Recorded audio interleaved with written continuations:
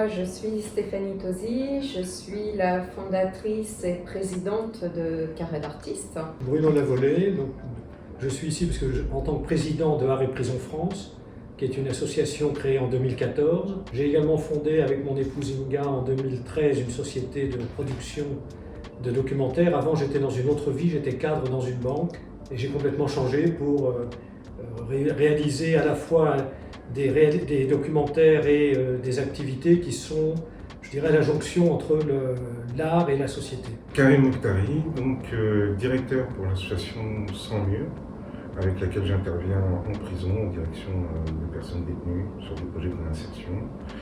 Vice-président pour l'association Carcéropolis, qui est donc une plateforme d'information sur le milieu carcéral. Et par ailleurs, ancien détenu incarcéré sur le parc pénitentiaire.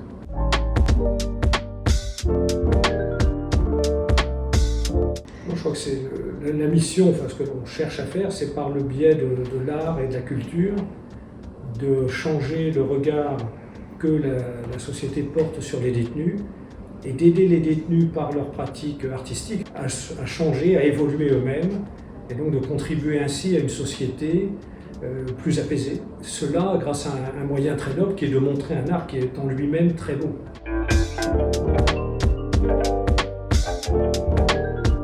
Moi j'adore la danse. J'adore la peinture, mais j'adore aussi la danse.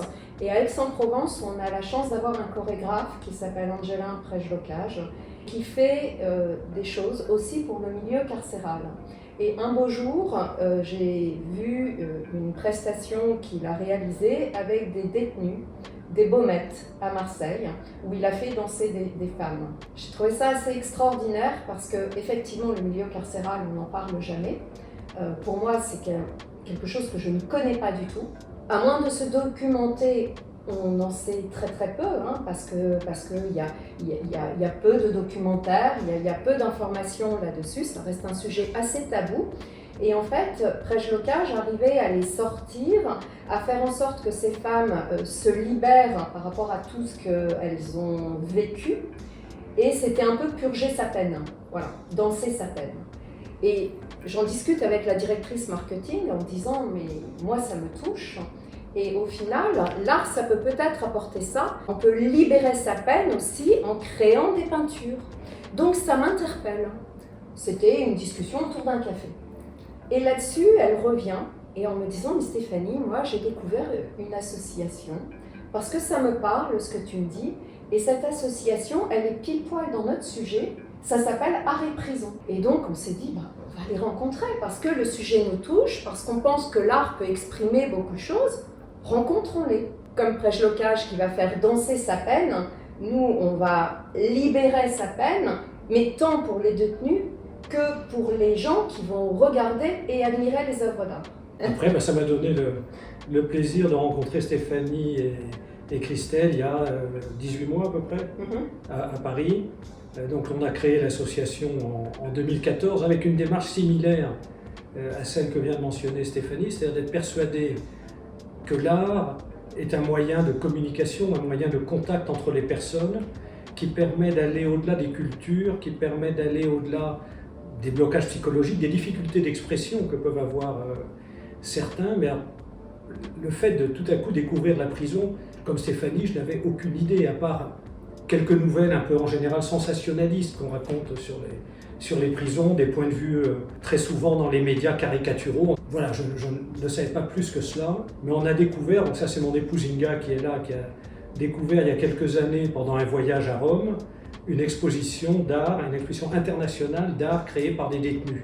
Et ça a été une totale découverte. Moi je n'avais aucune idée qu'il y avait vraiment une création artistique en détention, était une chose qui m'était totalement inconnue.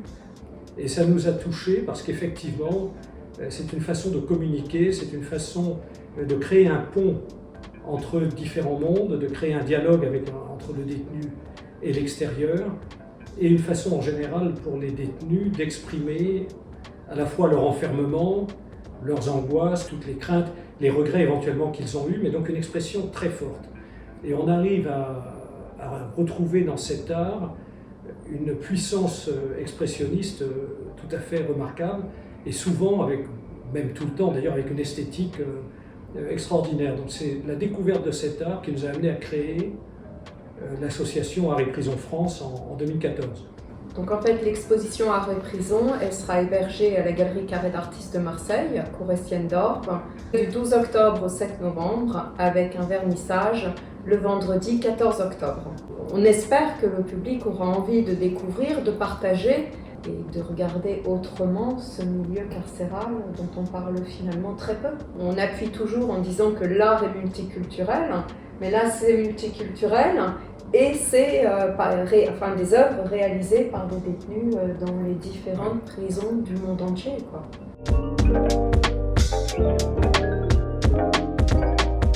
Bon, le déclic, comme je disais, c'est la découverte que ça existait. C'est une chose qui nous était inconnue. Donc, que Inga a vu, à ce moment-là, Inga étant cinéaste, a décidé de faire un film sur l'art en prison, en disant que c'était très étonnant de voir que l'art pouvait sortir d'un lieu d'enfermement, d'un lieu qui n'est pas du tout considéré d'habitude comme pouvant être un lieu de création.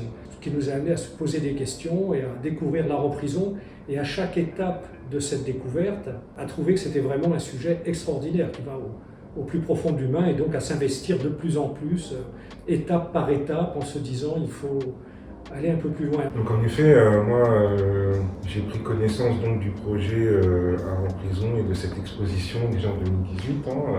Vous m'aviez appelé pour faire cette conférence et cet échange avec le public au travers de l'art en prison, de l'importance de l'art en prison. Moi, ce qui m'a connecté à ce projet, c'est déjà d'avoir vécu l'enfermement, la privation de liberté, l'exclusion sociale. Combien de temps? Que représente la prison pendant 78 mois, donc ça fait 7 ans. Et donc d'avoir vécu tout ça, c'est quand même quelque chose d'extrêmement lourd à porter. Et en prison, j'ai vu à quel point finalement la privation de liberté était quelque chose une punition extrêmement forte. Et des besoins découlent de ça, c'est le besoin d'expression, de libérer sa parole, de montrer qu'on existe encore et que ce qu'on a fait ne nous détermine pas. Et que la société peut compter sur nous aussi, à notre tour.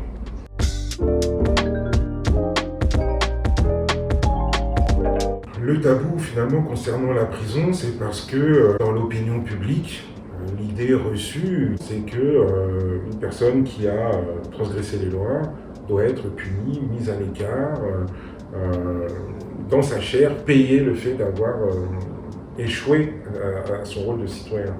La réinsertion, c'est quelque chose dont on parle très peu, parfois même qu'on fantasme.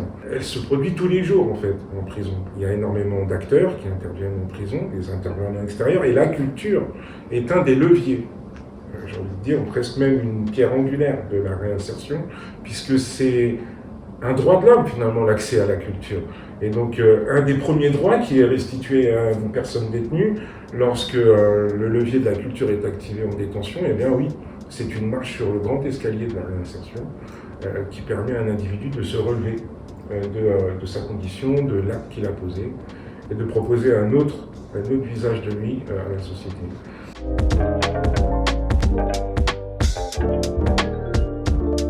Oui, je crois qu'il y a beaucoup de personnes qui ont dit mais bon, quel est l'intérêt de faire ça? Après tout, les personnes qui sont en prison, bon, elles ont transgressé des lois, elles savaient qu'il y avait des lois, elles savaient que ça pouvait les mener en prison, donc ils ont ce qu'ils méritent, on les punit, puis quand ils ressortiront, ils auront compris et ça suffira. Donc il y a quand même beaucoup de personnes qui ont cette attitude, et puis il y a souvent, ce que l'on voit dans beaucoup d'associations qui s'intéressent à ce sujet, c'est que très souvent, il y a des personnes qui disent « oui, bon, peut-être, il faudrait faire quelque chose », mais enfin, il y a aussi des enfants malades, il y a aussi la famine en Afrique, il y a aussi des tas de choses, et la prison, finalement, c'est un sujet beaucoup moins important. Les gens à qui ça arrive, c'est pas du tout comme les enfants malades ou la famine en Afrique, puisque c'est de leur faute. Et donc, il y a tout de suite un recul, et puis cette volonté aussi d'oublier que ça existe, parce que finalement, quand on regarde sur les détenus, bon, il y a quelques personnes qui ont commis des crimes affreux, mais enfin, globalement en France, c'est une minorité des détenus.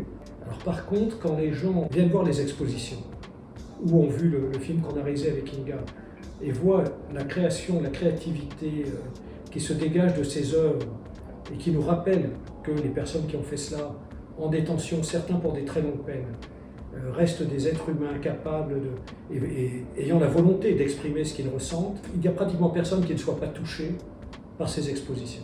La prison, c'est pas qu'une affaire du gouvernement, c'est pas qu'une affaire des auteurs ou des victimes, c'est une affaire de société.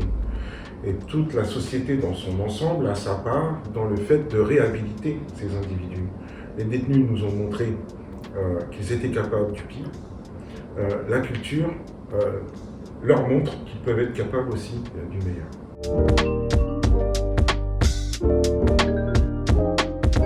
Je n'ai pas cette fibre artistique comme un peintre ou un dessinateur. Moi, tout ce que je possède, c'est ma façon d'être et ma façon de parler.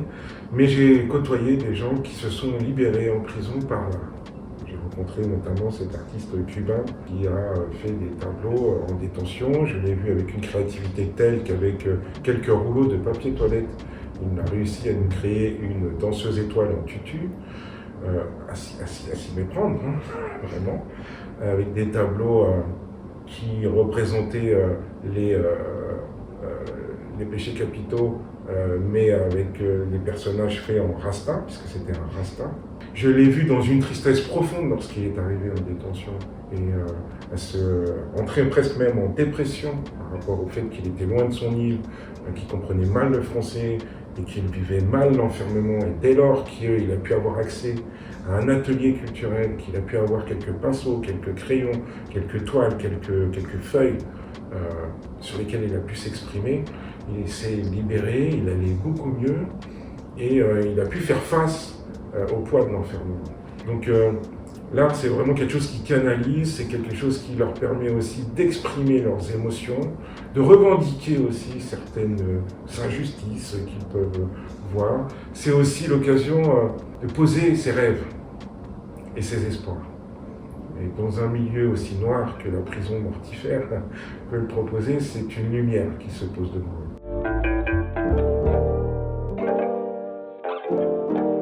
Les plus grands clichés que j'ai pu entendre et qui me révulsent encore aujourd'hui, et c'est aussi un des moteurs de mes engagements, c'est celui de se dire, ils ont transgressé la loi, ils le savaient, il faut qu'ils payent dans leur chair. Et de toute façon, ils ont Canal+, ils font du sport, qu'est-ce qu'ils veulent encore ? J'ai envie de dire que la prison, c'est pas un lieu de vengeance sociale, parce qu'on a créé la justice pour empêcher la vengeance privée. Il ne s'agit pas de dévoyer la prison pour en faire un lieu de vengeance sociale. Ça doit être un lieu de réparation de l'individu au service de la société. Ce qui est important aussi dans ce que dit Karim, c'est que les personnes qui sont en détention vont ressortir. Et donc il est important de permettre à des personnes qui souvent viennent en plus d'un monde de misère déjà avant la détention, pas tous, mais un assez grand nombre, de permettre aux personnes d'évoluer, de réfléchir. Et l'art, de ce point de vue-là, est un médium extraordinaire. L'art permet d'exprimer ce qu'on a au fond de soi, de façon très vraie, en allant vraiment chercher au fond de soi et de s'exprimer de façon très claire. On doit faire des preuves de notre capacité à nous réhabiliter, de notre capacité à ne pas récidiver, et de notre capacité à trouver notre place dans la société. Ça peut aussi passer par l'art. L'exemple de dire, je suis capable de donner mes tripes sur un support, je suis capable d'exprimer mes rêves, mes regrets aussi, à travers un support, mes doutes, mes angoisses, de poser ce que je suis, de m'exposer, parfois profondément, intimement, devant vous donner une autre facette de moi-même. À travers l'art, chacun peut retrouver sa place. Sait-on jamais, peut-être qu'on aura des artistes qui viendront chez Carré d'Artistes à la sortie de prison, puisque nous, on serait ravis même d'accueillir ces gens-là pour mieux les réinsérer, parce qu'on voit des tableaux certains, il y a des artistes qui ont un talent fou, parce que beaucoup d'émotions, parce que du talent à côté de ça, et des autodidactes. Et c'est vrai que même nous, en tant qu'entreprise, on serait ravis de pouvoir accueillir des gens en prison qui créent et qui ont envie de vendre leurs tableaux, et même après.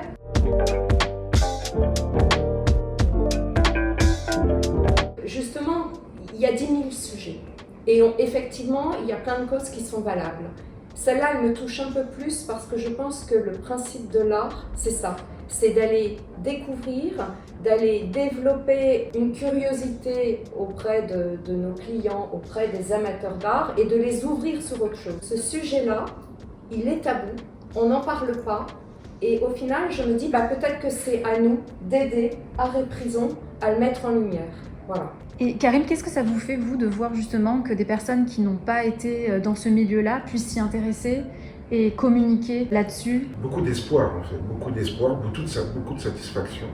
Je vois bien qu'en fait, le changement de regard posé sur la prison, ça tient à la volonté de certains individus. Moi, je suis ravi. Je suis ravi parce que je me dis que ce sont des gens qui se sentent concernés par cette réalité dans notre société. Et on ne peut pas être de tous les combats, je l'entends bien. On ne peut pas être de tous les combats sont nobles là où ils sont. Parfois en bas de chez nous, on a des choses à faire et il faut les faire. Ça ne veut pas dire qu'on ne s'intéresse pas à ce qui se passe à l'autre bout du monde. Mais petit à petit, voilà, chacun on travaille dans notre périmètre, mais en tout cas ça me donne énormément d'espoir.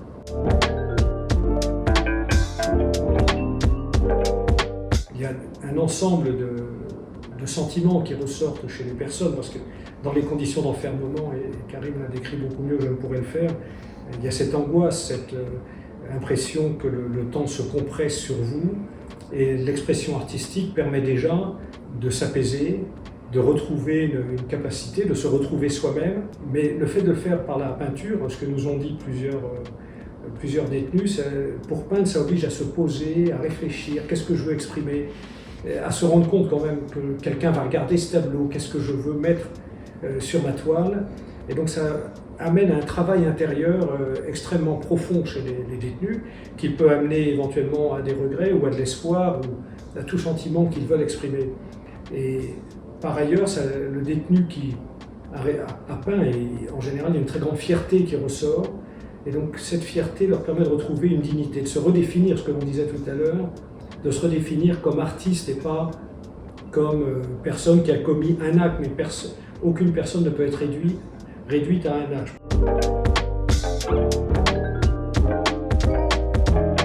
Probablement une surprise face à la qualité et l'expressivité des œuvres. Je pense que des personnes, quand on va leur dire voilà, ce sont des œuvres créées en prison, la première réaction va être de recevoir un peu comme un coup de poing dans l'estomac face à la beauté des œuvres. Je crois que ça, c'est vraiment ce qui va les marquer le plus, c'est la qualité esthétique. Et puis derrière, dès qu'on se met devant un tableau, c'est l'expression qu'il y a dans ces œuvres. Donc je mentionnais, ça peut être le désir de liberté, le regret de la vie en famille. Et là, ça se ressent très profondément. C'est des œuvres extrêmement expressives, quelle que soit la qualité technique. Il y en a beaucoup qui ont une qualité, sont des peintres absolument remarquables. Il y en a quelques-unes qui sont tellement fortes émotionnellement qu'on ne se pose même plus la question de savoir si le trait de pinceau était parfait ou pas. Donc rendez-vous alors le 14 octobre pour le vernissage à Marseille. Exactement. Et ce sera une belle découverte, j'en suis sûre. Merci beaucoup. Merci à vous d'avoir été ici donc à Nîmes pour discuter. Je crois que ça va être une très belle exposition. La galerie est très belle, le lieu est magnifique. Si on peut bouger le politique par des expositions de ce type pour faire comprendre que ça vaut la peine d'investir dans l'art en détention, de mettre plus de moyens dans l'art et dans la culture en détention, ce sera aussi une petite pierre à porter qui peut être utile. Tout à fait.